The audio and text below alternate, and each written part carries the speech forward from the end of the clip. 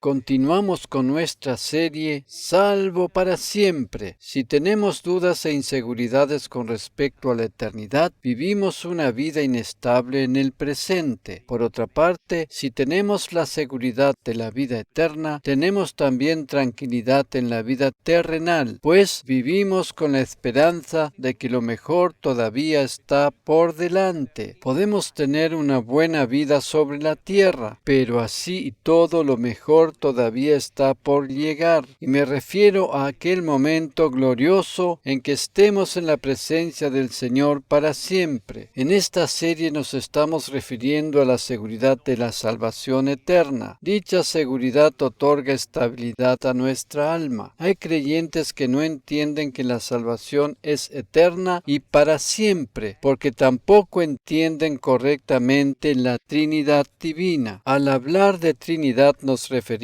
a Dios Padre, Dios Hijo y Dios Espíritu Santo. Si bien los tres tienen funciones diferentes, juntos conforman una unidad indivisible. La Trinidad divina asegura nuestra salvación eterna. Fue necesaria la participación o gestión de cada una de las partes que conforman la Trinidad divina para hacer posible nuestra redención eterna. Te invito a ir conmigo al primer capítulo del libro de Efesios para observar allí cuál es la manera de actuar de la Trinidad divina en relación a nuestra salvación eterna. En Efesios capítulo 1, versículos 3 al 14, el apóstol Pablo nos dice lo siguiente: Bendito sea el Dios y Padre de nuestro Señor Jesucristo, quien nos ha bendecido en Cristo con toda bendición espiritual en los lugares celestiales. Asimismo, nos escogió en Él desde antes de la fundación del mundo para que fuéramos santos y sin mancha delante de Él. El amor nos predestinó, o sea, Dios el Padre, por medio de Jesucristo para adopción como hijos suyos, según el beneplácito de su voluntad, para la alabanza de la gloria de su gracia que nos dio gratuitamente en el amado. En Él, en este caso Jesucristo, tenemos redención por medio de su sangre, el perdón de nuestras transgresiones según las riquezas de su gracia, que hizo sobreabundar para con nosotros en toda sabiduría y entendimiento.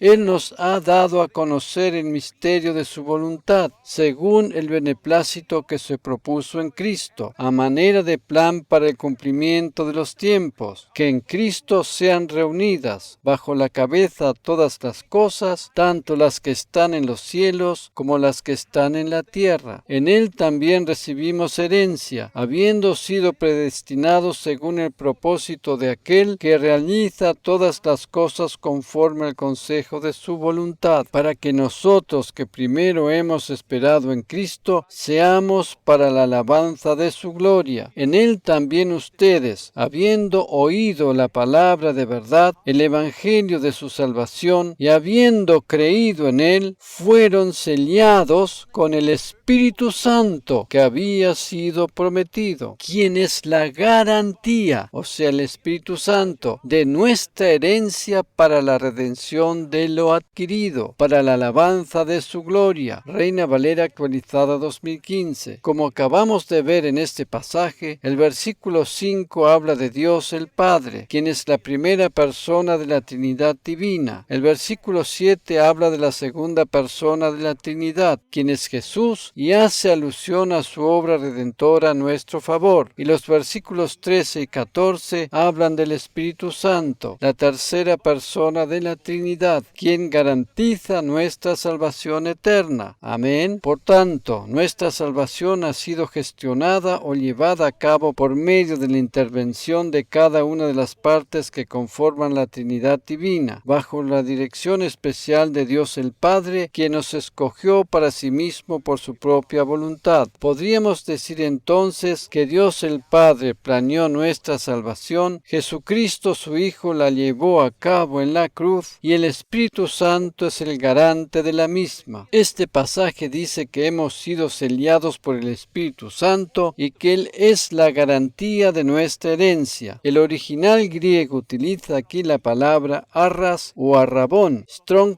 G 728, la cual tiene su origen en el hebreo y significa promesa o parte del dinero de compra o propiedad que se daba por adelantado como garantía. De acuerdo al diccionario de la Real Academia Española, el término arras significa prenda o señal entregada como garantía en un contrato. El término que el apóstol Pablo utiliza aquí era utilizado en la antigüedad en relación a las transacciones comerciales. En aquel tiempo, cuando alguien compraba algo y daba un anticipo del total del precio, estaba asegurando con ello la totalidad del negocio. Ese anticipo equivalía a la garantía o seguridad de que el negocio estaba concretado. Tú y yo, como creyentes en Cristo, somos ese negocio seguro, con garantía total, puesto que hemos sido comprados por un precio muy elevado y la seña o anticipo ya fue entregada. La Nueva Traducción Viviente expresa el versículo 14 de la siguiente manera: el Espíritu Santo es la garantía que tenemos de parte de Dios de que nos dará la herencia que nos prometió y de que nos ha comprado para que seamos su pueblo. Dios hizo todo esto para que nosotros le diéramos gloria y alabanza. ¿No es esto acaso algo maravilloso? Por eso, repito, la Trinidad Divina no solo hace posible nuestra salvación eterna, sino que también la garantiza y asegura. Esa es la principal función que la Trinidad Divina ejerce en nuestras vidas. Nuestra salvación es eterna e imperdible, precisamente debido a que es la mismísima Trinidad Divina la que está involucrada 100% en ella. ¡Aleluya! Este pago anticipado que lleva a cabo el Espíritu Santo actúa como una garantía de la concreción de nuestra redención final cuando recibamos nuestros cuerpos inmortales, ya sea en el momento del arrebatamiento o de la resurrección de los muertos. Es interesante notar también que hoy en día, en el lenguaje griego moderno, el término arras se utiliza como sinónimo de anillo de compromiso. La Biblia dice que nosotros, los creyentes, quienes conformamos la iglesia o cuerpo de la futura esposa de Cristo, habremos de participar muy pronto de las bodas del Cordero. Amén. Vamos a considerar ahora en detalle cada una de las tres personas que conforman la Trinidad Divina. En primer lugar, hablaremos de Dios el Padre. Para nosotros, los creyentes, quienes hemos aceptado a Cristo como nuestro Salvador personal, Dios no es solo Dios, sino mucho más. Es nuestro Padre Celestial. La Biblia dice que fuimos hechos hijos de Dios. Dios no es nuestro juez, sino nuestro amado Padre y, en términos todavía más íntimos y cariñosos, nuestro Abba Padre. En Romanos capítulo 8, versículos 14 y 15, leemos: porque todos los que son guiados por el Espíritu de Dios, estos son hijos de Dios, pues no recibieron el espíritu de esclavitud para estar otra vez bajo el temor, sino que recibieron el espíritu de adopción como hijos, en el cual clamamos: Abba Padre. Reina Valera actualizada 2015. Todos aquellos que no han recibido a Cristo como su Salvador personal se refieren a Dios como un ser lejano e impersonal, pero nosotros, sus hijos, nos referimos a Él como nuestro Padre amado. El apóstol Pablo, en casi todas sus epístolas, se refiere a Dios como su Padre. Por ejemplo, en el pasaje de Efesios que habíamos estado considerando anteriormente: bendito sea el Dios y Padre de nuestro Señor Jesucristo. Esto lo encontramos en el versículo 3. Con enunciados como este, él deseaba transmitirles a los creyentes la seguridad de un Dios cercano y personal. Dios, como nuestro Padre Celestial, asegura nuestra salvación porque Él mismo la hizo posible mediante el nuevo nacimiento o la nueva creación. Personalmente creo que hay muchos creyentes que no han entendido todavía lo que esto realmente significa. En 2 Corintios capítulo 5, versículo 17 al 19 leemos: por lo tanto, si alguien está unido a Cristo, es una nueva creación. conclusión: lo viejo ha quedado atrás y lo nuevo ha llegado. Y todo esto proviene de Dios, quien nos reconcilió consigo por lo que Jesucristo hizo. Y Dios nos ha otorgado la tarea de la reconciliación. Dicho en otras palabras, en Cristo Dios estaba reconciliando al mundo con Él, no tomándole en cuenta sus pecados y encargándonos a nosotros este mensaje de la reconciliación. Nueva Biblia al día. Aquí habla de la nueva creación como un hecho consumado, algo que ya sucedió cuando aceptamos a Cristo como nuestro Salvador personal, y no como algo que habrá de suceder en el futuro. Dios el Padre, quien está en Cristo, como parte misma de la Trinidad, es el autor o artífice de la nueva creación. Cuando aceptamos a Cristo como nuestro Salvador personal, recibimos el perdón de todos nuestros pecados. Repito, de todos nuestros pecados, tanto los pasados como los presentes, o los que habremos de cometer todavía en el futuro. De hecho, cuando Jesús murió en la cruz, todos nuestros pecados estaban en el futuro. La Biblia dice que, debido a la obra redentora de Cristo a nuestro favor, Dios el Padre no computa ni toma en cuenta nuestros pecados. Hay muchos creyentes que tienen la mentalidad del Antiguo Testamento y piensan que cada vez que cometen un pecado tienen que ser juzgados por el mismo. Sin embargo, de acuerdo al Nuevo Testamento, de acuerdo al Nuevo Pacto y debido a la obra completa y perfecta de Cristo a nuestro favor, cada pecado que podamos llegar a cometer después de haberle recibido como nuestro Salvador personal no es tenido en cuenta por nuestro Padre Celestial, debido a que Jesús es nuestro abogado intercesor. Más adelante voy a ampliar este concepto. La nueva creación nos constituye nuevos seres o nuevas criaturas, como lo expresan la mayoría de las traducciones, de la misma manera que no podemos invalidar o volver atrás nuestro nacimiento físico para convertirnos nuevamente en un feto o un embrión dentro del vientre de nuestras madres. Tampoco podemos invalidar la nueva creación espiritual para volver a tener la naturaleza pecaminosa. La nueva creación es sinónimo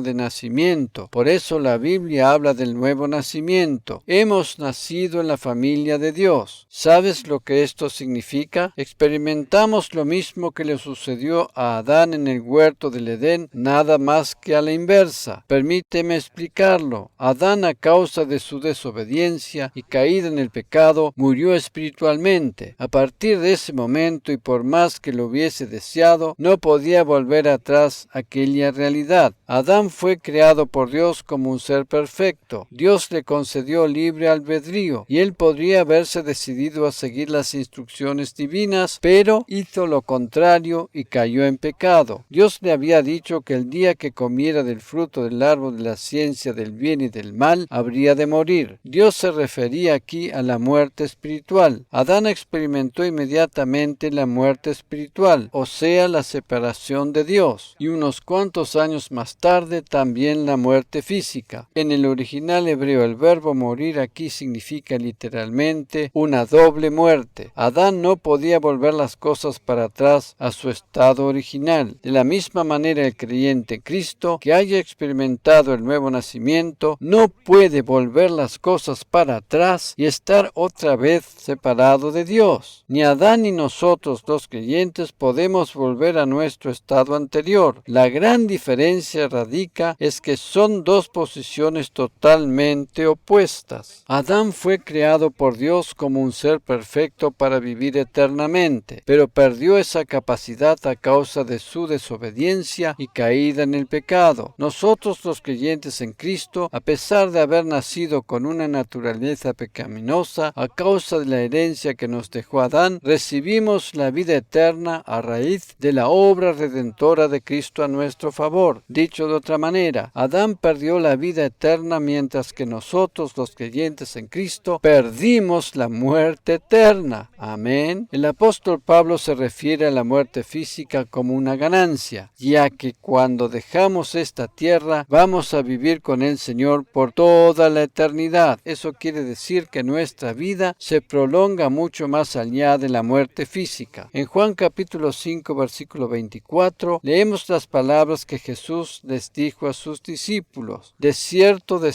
les digo, que el que oye mi palabra y cree al que me envió tiene vida eterna. El tal no viene a condenación, sino que ha pasado de muerte a vida. Reina Valera actualizada 2015. Cuando Jesús comenzaba su alocución diciendo de cierto, estaba dándole un énfasis y una credibilidad especial a las palabras que habría de expresar a continuación. En 1 Corintios capítulo 15, versículos 21 y 22, leemos también: puesto que la muerte entró por medio de un hombre, o sea, Adán, también por medio de un hombre, Cristo, ha venido la resurrección de los muertos, porque así como en Adán todos mueren, así también en Cristo todos serán vivificados. Reina Valera actualizada 2015. Aquellos que no aceptan a Cristo como su Salvador personal, más allá de su muerte física, habrán de experimentar también la muerte eterna. Por otra parte, aquellos que hemos aceptado a Cristo y su obra redentora a nuestro favor, habremos de vivir eternamente con Él. Esa es la salvación eterna, segura e imperdible que hizo posible Dios el Padre. Vamos a considerar ahora la segunda persona de la Trinidad Divina, Jesús, en relación a nuestra salvación eterna. En 1 Juan capítulo 2, versículos 1 y 2, leemos en la versión Reina Valera actualizada 2015: hijitos míos, estas cosas les escribo para que no pequen, y si alguno peca, abogado tenemos delante del Padre, a Jesucristo el justo. Él es la expiación de nuestros pecados, y no solamente por los nuestros, sino también por los de todo el mundo. Como creyentes no deseamos pecar, pero debido a que somos imperfectos, pecamos o fallamos de vez en cuando.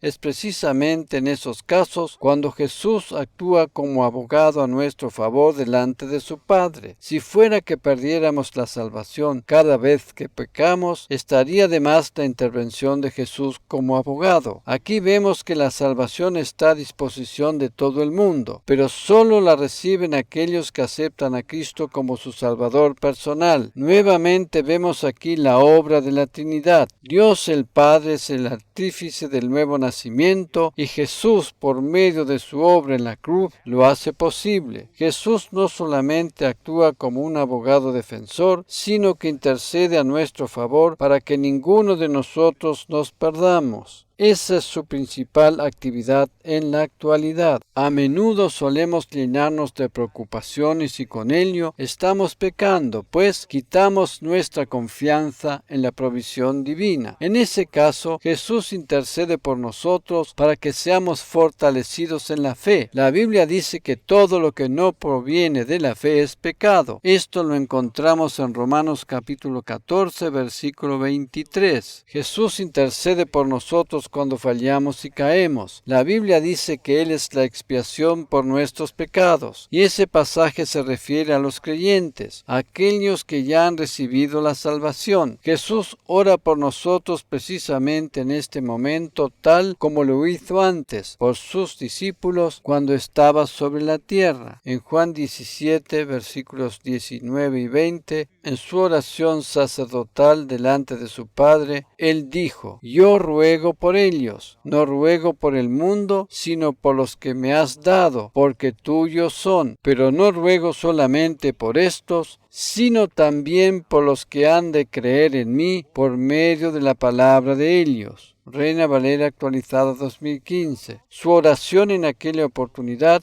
no era solamente en favor de sus 12 discípulos, sino que estábamos incluidos nosotros también. Hay muchos creyentes que piensan que tienen que estar constantemente confesando sus pecados, lo cual es realmente innecesario porque Jesús ya los perdonó todos. Pero si alguno tiene la necesidad de hacerlo de todas maneras, podría hacerlo así. Gracias, Señor, porque tú en este preciso momento estás orando e intercediendo delante del Padre por el pecado que acabo de cometer. Eso es lo que yo entiendo, e incluso práctico, como verdadera confesión de pecados. Estoy plenamente convencido que el cristianismo tiene que ver con una relación personal con Jesús y no con el cumplimiento de determinadas complicadas reglas o ritos. Jesús intercede por nosotros de una manera amorosa y compasiva, sabiendo que somos imperfectos. Él no lo hace a modo de acusación por el peligro de que lleguemos a perder la salvación. Contrario, Él jamás nos acusa ni nos amenaza. Tampoco lo hace nuestro Padre Celestial. La historia de la mujer samaritana en Juan capítulo 8 nos habla del amor y la compasión de Jesús. Él no acusó ni juzgó a aquella mujer por el tipo de vida que llevaba. Antes bien, por el contrario, el hecho de no condenarla le abrió las puertas a una nueva forma de vida. Ni Dios el Padre, ni su Hijo Jesucristo, ni el Espíritu Santo nos condenan. Alguno me puede decir ahora, pero la Biblia dice que el Espíritu Santo nos convence de pecado. Te invito a que leas con detenimiento el pasaje de Juan capítulo 16 para entenderlo correctamente. El Espíritu Santo convence al mundo de pecado por el hecho de rechazar el Evangelio y no creer en Jesús, pero jamás convence de pecado al creyente. Por el contrario, Él convence al creyente de la justicia que tiene por medio de Cristo y su obra redentora en la cruz.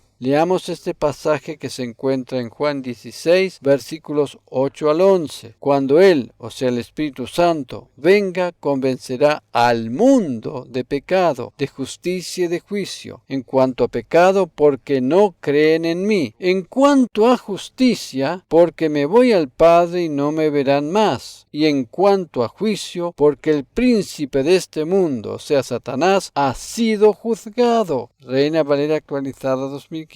Dios jamás nos amenaza ni nos juzga, porque todo el juicio por el pecado fue puesto sobre su Hijo en la cruz. Por el contrario, Dios el Padre siempre nos edifica por medio de su palabra y Jesús intercede a nuestro favor. Eso es lo que teológicamente hablando se denomina protección, la cual tiene que ver con la seguridad de salvación. Nosotros los seres humanos no nos podemos proteger a nosotros mismos. La verdadera protección es una obra divina. Otro aspecto por el cual muchos no pueden entender que la salvación es eterna es porque no prestan debida atención a los diferentes tiempos en que están conjugados los verbos en el idioma original de la palabra de Dios. En la enseñanza anterior habíamos hecho mención al verbo aoristo, el cual se refiere a una acción única o puntual que no se prolonga en el tiempo. Todo aquel que entiende un poco de la gramática del idioma griego puede llegar a darse cuenta que la interpretación correcta del pasaje depende fundamentalmente de la diferencia entre los diferentes tiempos o conjugaciones en que está expresado el verbo. Para poder entender mejor lo que estoy tratando de decir, vamos a considerar juntos el pasaje de Judas capítulo 1 versículo 1, que está dirigido a nosotros los creyentes. Judas, siervo de Jesucristo y hermano de Santiago, a los llamados, amados en Dios Padre y guardados en Jesucristo. Reina Valera actualizada 2015. El término que en español se traduce aquí como guardados es la palabra griega tereo, Strong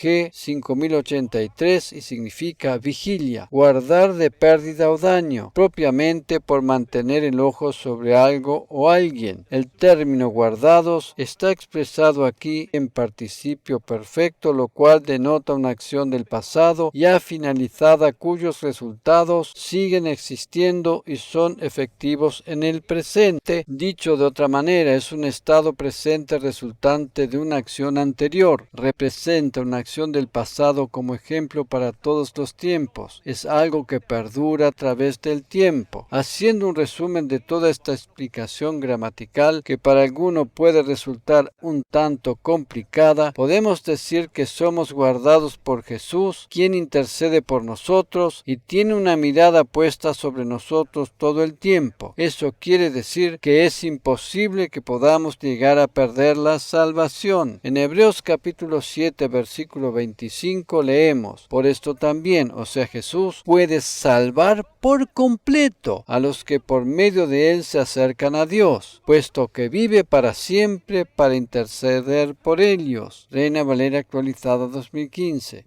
Cuando los creyentes cometen pecados, Jesús intercede por ellos para que no pierdan su salvación. Él intercede para que el creyente llegue a su destino final la eternidad. Al comienzo habíamos visto que Dios el Padre es el poderoso artífice de la nueva creación. Luego hablamos de Jesús, quien es el poderoso intercesor. Y ahora vamos a considerar la persona del Espíritu Santo, quien actúa como poderoso testigo de esta realidad. En Romanos capítulo 8, versículos 15 y 16 leemos: pues no recibieron el espíritu de esclavitud para estar otra vez bajo el temor, sino que recibieron el espíritu de adopción como hijos, en el cual clamamos: Abba, Padre. El Espíritu mismo da testimonio juntamente con nuestro espíritu de que somos hijos de Dios. Reina Valera actualizada 2015. Como creyentes no debemos temer de perder la salvación, debido a que el Espíritu Santo da testimonio a nuestro espíritu de que somos hijos de Dios. El Espíritu Santo, la tercera persona de la Trinidad divina, es quien atestigua nuestra salvación eterna por medio del testimonio interior en nuestro espíritu renacido. Si la Biblia dice que es así, no podemos entonces percibir al mismo tiempo el testimonio interior de que hemos perdido la salvación. Esto es imposible. La inseguridad proviene de nuestra alma que todavía no ha sido renovada. Por tanto, no debemos escuchar su voz. En esta serie ya habíamos hablado de la división de cuerpo, alma y espíritu. El nuevo nacimiento se produce en el espíritu. El alma que no ha sido salvada debe ir siendo renovada poco a poco por medio de la palabra de Dios. Y el cuerpo habrá de ser completamente redimido en el momento del arrebatamiento o resurrección. La razón principal del testimonio interior del Espíritu es conceder seguridad eterna en el Espíritu renacido de los hijos e hijas de Dios. Vamos a considerar el pasaje, versículo 16. El Espíritu mismo da testimonio juntamente con nuestro espíritu de que somos hijos de Dios. El Espíritu de Dios da testimonio a nuestro espíritu y no a nuestra alma. De tanto en tanto y de acuerdo como estén nuestros sentimientos y emociones, nuestra alma se siente mal, indigna, impía o miserable, ¿verdad?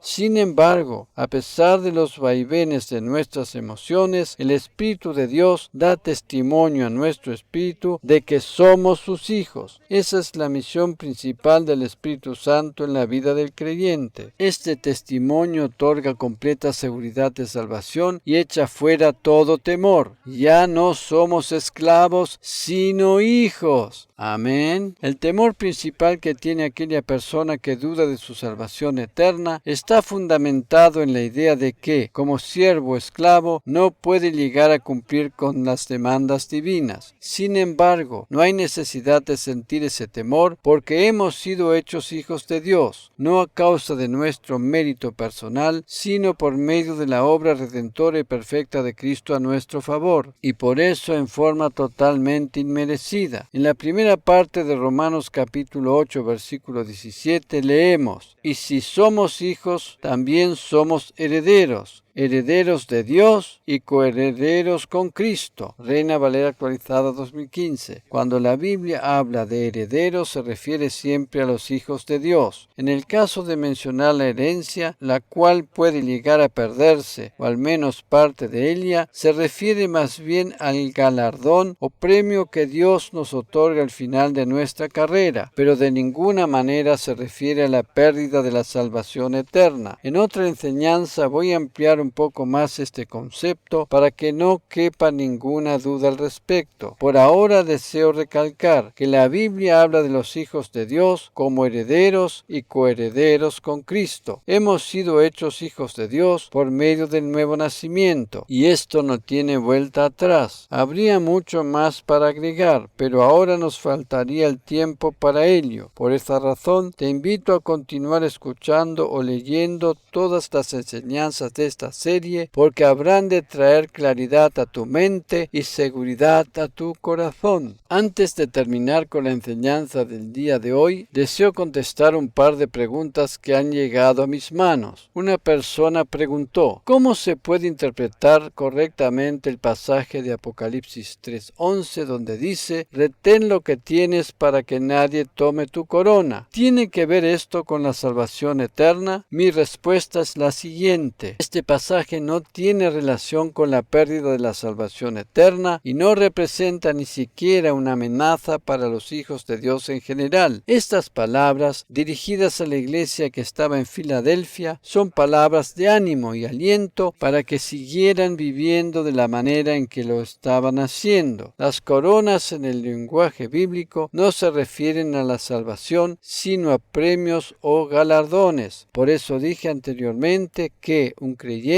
de acuerdo a su forma de vivir, puede llegar a perder parte de su galardón, pero jamás su salvación eterna. Otra inquietud interesante es la siguiente. De acuerdo al estudio de la palabra de Dios, me queda completamente claro que la salvación eterna es imperdible. Pero, ¿qué sucede con aquellos que alguna vez aceptaron a Cristo como Salvador personal y luego le dan la espalda y se apartan por sus propios caminos? ¿Habrá de ser arrebatada esa persona en el momento en que Cristo venga a buscar a los suyos? Primero y principal, debo poner bien en claro que todos aquellos que han recibido a Cristo como su Salvador personal habrán de ser arrebatados en el momento de que Cristo venga a buscar a los suyos, independientemente del tipo de vida que lleven en ese momento. La condición, si es que la podemos denominar de esa manera, para ser arrebatado es haber aceptado a Cristo como Salvador. Naturalmente, que en un caso así, la persona se pierde muchas bendiciones terrenales y estropea su propia vida, pero su espíritu ha sido renacido y habrá de irse con Cristo cuando Él venga. El apóstol Pablo nos dice en 1 Corintios capítulo 15, versículo 51, en relación al arrebatamiento: He aquí, les digo un misterio, no todos dormiremos, pero todos seremos transformados, en un instante, en un abrir y cerrar de ojos, a la trompeta final, porque sonará la trompeta y los muertos serán resucitados sin corrupción, y nosotros seremos transformados. Porque es necesario que esto corruptible sea vestido de incorrupción, y que esto mortal sea vestido de inmortalidad. Pablo no dice que solo una parte de la cristiandad habrá de ser transformada, lo que equivale aquí al arrebatamiento, sino que todos, y eso quiere decir todos los que han aceptado a Cristo como Salvador, habrán de ser transformados en ese momento. Otra persona preguntó: si en un matrimonio uno solo de los cónyuges es creyente, ¿es automáticamente la otra persona salva también? Esta es una buena pregunta y viene a cuenta a raíz del pasaje de 1 Corintios capítulo 7 versículos 12 al 14, donde dice: a los demás digo yo, no el Señor, que si algún hermano tiene esposa no creyente y ella consiente en vivir con él, no la abandone. Y si alguna esposa tiene esposo no creyente y él consiente vivir con ella, no la abandone. Porque el esposo no creyente es santificado en la esposa y la esposa no creyente en el creyente. De otra manera sus hijos serían impuros, pero ahora son santos. Reina Valera actualizada 2015. Esto es naturalmente válido también a la inversa. Mi respuesta es la siguiente: santificado no es sinónimo de salvo. El término santificado significa purificado o limpiado. Este versículo no habla de una salvación automática, sino que la persona no creyente es purificada o limpiada debido a la influencia positiva del cónyuge creyente. Dicho de otra manera, la persona no creyente recibe determinados beneficios de la gracia divina por el solo hecho de estar casado con una persona que tiene a Cristo. Eso no es equivalente de su salvación eterna, pues ella misma debe tomar la decisión de aceptar a Cristo como su Salvador personal. Hay una sola manera de recibir la salvación eterna y es aceptando el perdón de los pecados por medio de la obra redentora de Cristo en la cruz, tal como dice el Evangelio. Si tuviéramos que resumir la obra de la salvación en una sola frase, diríamos que es el amor divino puesto a disposición en forma totalmente incondicional de todo ser humano que desee recibirlo. La Trinidad divina ha hecho posible nuestra redención y no solo eso, sino que también nos concede la absoluta seguridad que perdura para siempre. Dios el Padre la ideó, su Hijo Jesucristo la llevó a cabo y el Espíritu Santo le puso su sello de garantía. Amén.